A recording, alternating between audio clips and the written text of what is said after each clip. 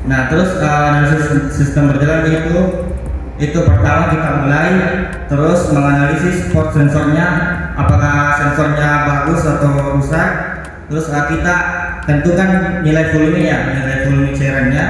Terus kita baca sensornya itu terbaca kalau misalnya bagus.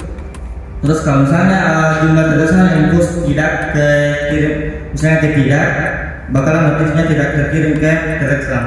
Jadi pertama itu breadboard ke ISP Node MCU. Nah, breadboard ke ISP itu agar menyusun rangkaian elektroniknya tanpa solder. Jadi gunanya breadboard itu untuk elektroniknya yang harus disolder. Nah, terus menghubungkan pin ISP ke sensor atau modul lainnya. Nah, bayangkan ISP ini seperti otak dan breadboard itu seperti meja kerja tempat semua kabel dan sensor dikumpulkan.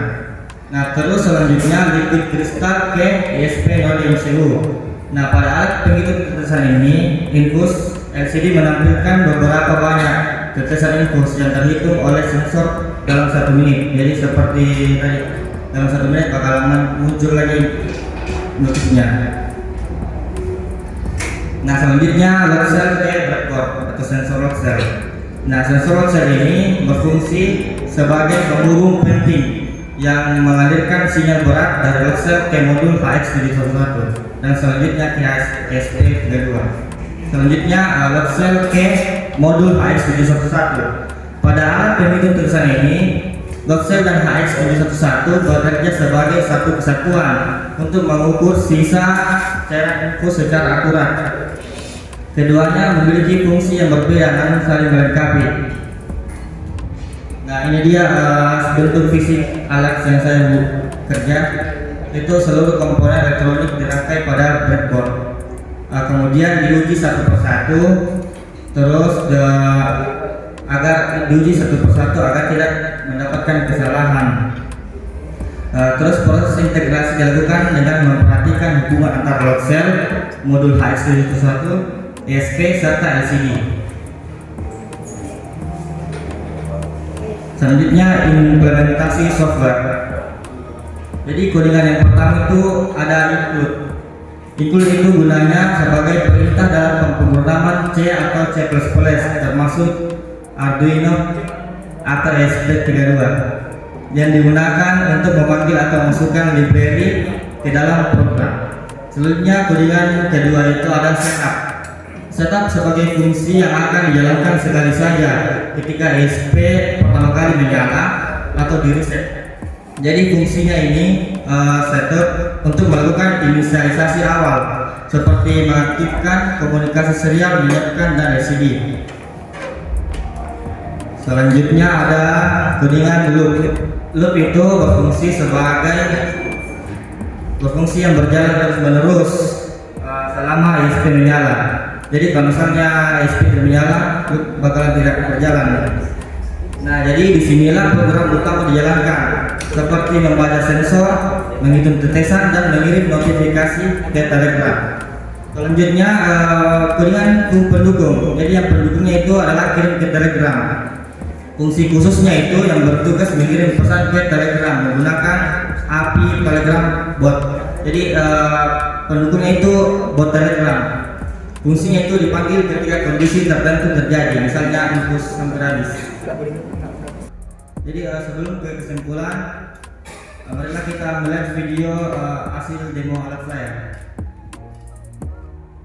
Nah guys, jadi ini dia alat yang saya bikin, yaitu alat penghitung tetesan infus berbasis IoT atau Internet of Things.